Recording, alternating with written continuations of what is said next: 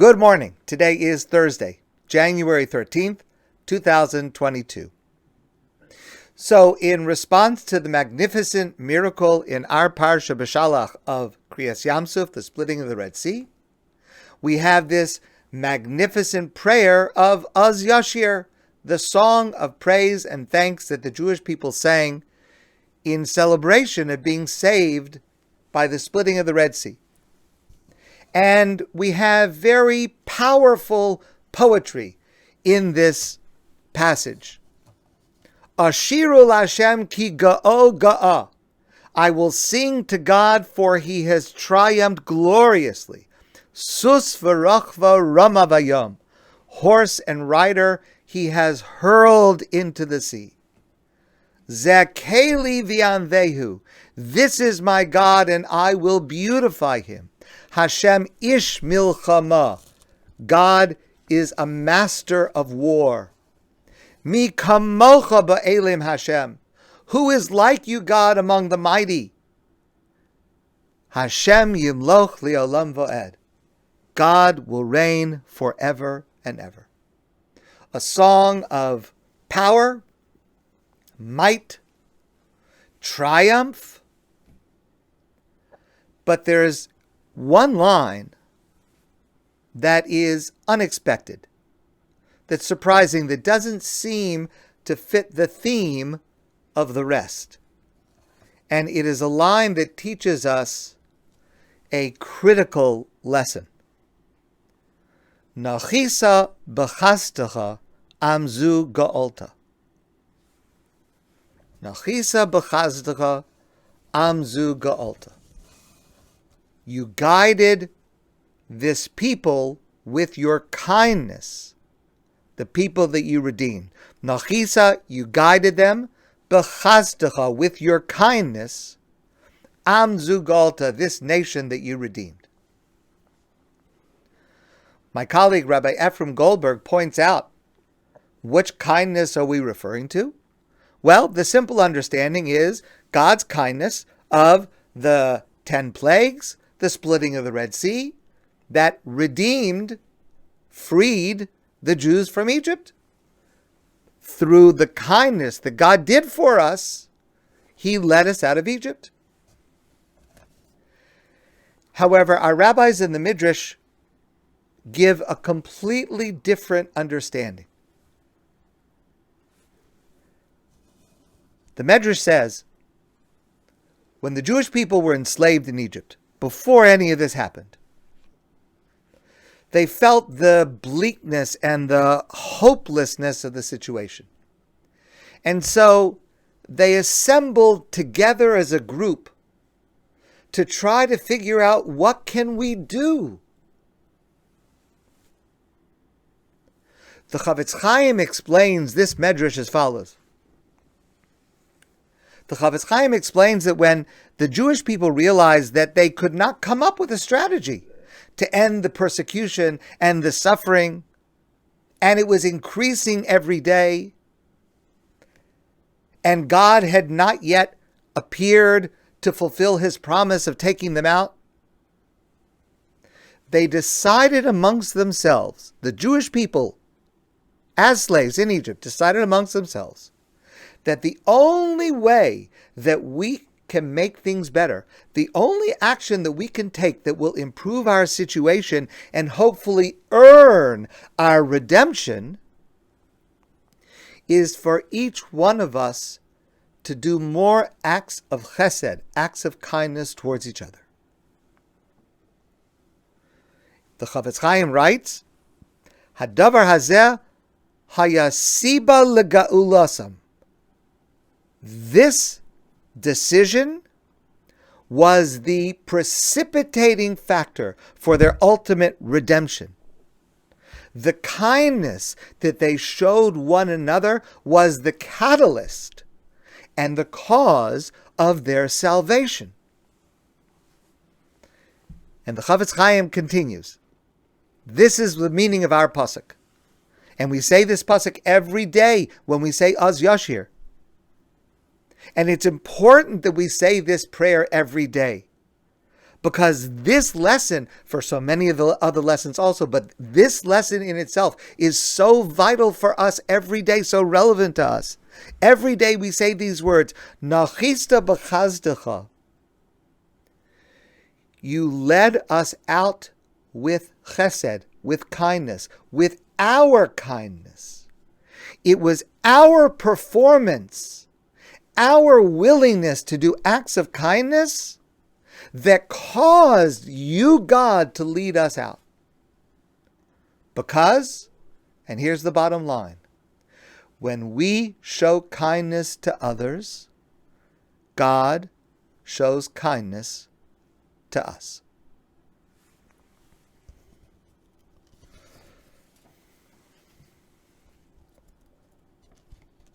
That was true for our ancestors in Egypt. And it's just as true for every single one of us. There needs to be a personal layer of Yetzias Mitzrayim, of the Exodus from Egypt. When we study this in the Torah, and then when we experience it, observing it on Pesach, we have to experience it as if it is applying to us. We say this at the Seder. I've shared with some of you before a beautiful expression of this, an amazing poem by the Hebrew poet Amnon Ribak. I'll just read a short part of it to you. Kol Adam tzarich shetiyeh lo eze Mitzrayim. Every person needs to have a personal Egypt. Lios Moshe atzmo mitocha, to be their own Moshe. Biyod chazaka o b'charikas shinayim, with a strong arm or with grinding teeth. Kol Adam tzarech shetiyeh lo eze Mitzrayim. Every person needs to have a personal Egypt. Ligol atzma mimena mibeis avodim, to redeem themselves from it, from the house of slavery. Latzeitz b'chatzi lel el midbar hapchadim, to go into the middle of the night into the desert of fears. Litzod hayashar el toch hamayim, to march straight into the waters. Lir osam niftachim mipanav latzdadim, to see them open on both sides before him. Kol adam tzarach shetiyeh lo eze Mitzrayim. Every person must have their own personal Mitzrayim, their own personal Egypt, v'Yerushalayim, and their own personal Jerusalem. Umasa aruch echad, and one long journey, lizkar oso la'ad, that they will remember forever. So how do we get there? How do we personally leave Egypt and get to Jerusalem? How do we deliver ourselves from our terror and great darkness now? How do we get from our personal Egypt that challenges us in our own life and get from there to Jerusalem? And the answer is the same way. Through chesed, through acts of kindness towards each other. Now, there are many forms of chesed. Permit me to share a story that exemplifies a less obvious but extremely important aspect of this. I've shared this story with some of you in the past. It's an incredible story. In 1968, Shirley Chisholm was elected to the U.S. Congress representing New York's 12th District, which includes her neighborhood of Crown Heights in Brooklyn. And with her election, she was the first African-American woman elected to Congress. But she very soon found out that her career was going to be stunted due to race, because there were Southern politicians who were against African Americans serving along with them in positions of leadership, and they blocked her assignment to the committees that she wanted, and they assigned her to the Agriculture Committee, a place where she would have no influence, because remember, she represented mostly Jews and blacks in Brooklyn, mostly poor Jews and blacks in Brooklyn, Crown Heights. There are no farmers in Crown Heights. So how is she going to help them if she's on the Agriculture Committee? She's got nothing to do with agriculture. And there's no way for her to help her constituents with agriculture, which she has no connection to. And she was very frustrated right at the beginning of her career. Her friend and colleague, Anna Jefferson, said she was trying to help poor people. She was interested in taking care of the issues in the inner city. That committee, the one she was assigned to, the Agriculture Committee, had no power to do that. This part of the story is told by David Lukens.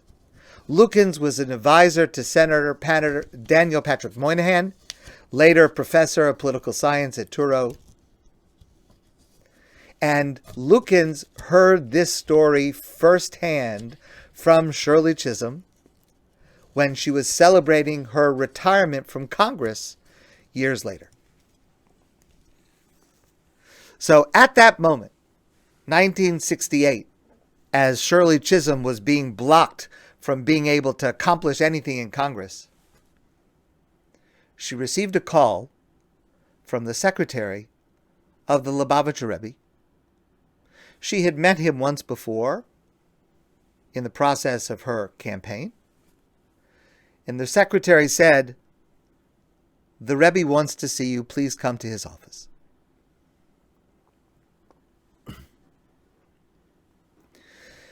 She came to his office, Rabbi Menachem Mendel Schneerson. She came to visit him. And the Rebbe said to her, "I know that you're upset.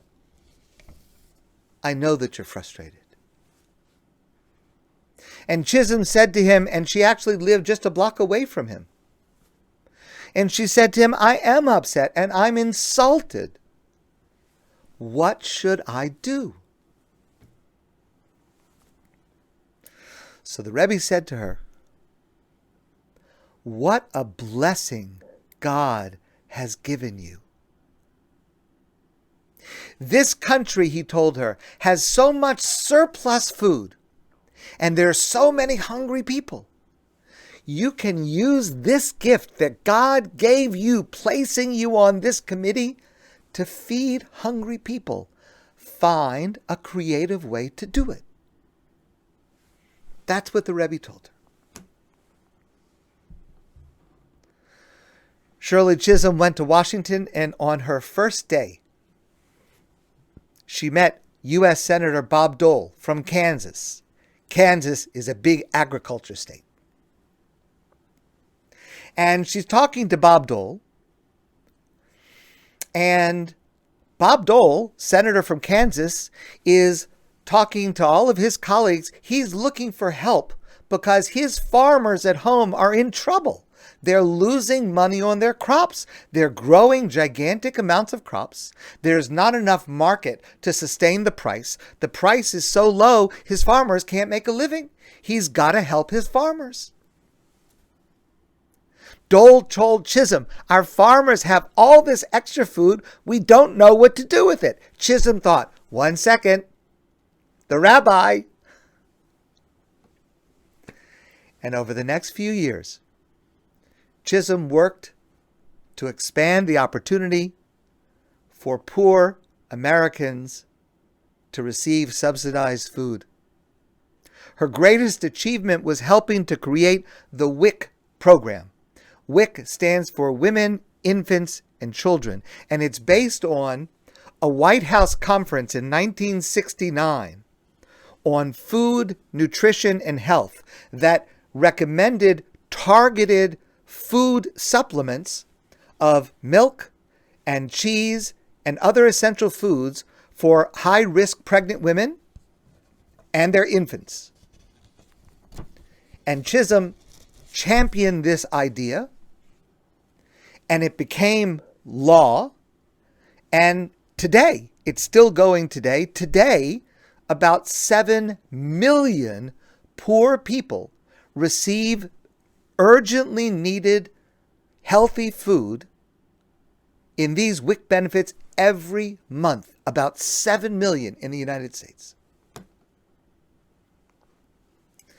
And she said at her retirement party, "I owe this because a rabbi who is an optimist taught me that what you may think is a challenge is actually a gift from God. And if poor babies have milk and poor children have food, it's because this rabbi in Crown Heights had vision." That is a superb chesed. To see the potential for greatness in someone else when all they see is their failure. That's the message of the Shira. That's the message of Yashir. Not only celebrating this miracle of the splitting of the Red Sea, but what brought about that miracle. And what brought about that miracle is Nachisa b'chazdecha amzu ga'alta, the kindness that we showed towards each other that brought God to lead us out. That's the way to brighten your own path, your own life, to light the way for others. My friends, I want to wish you a great day. And I look forward to seeing you all soon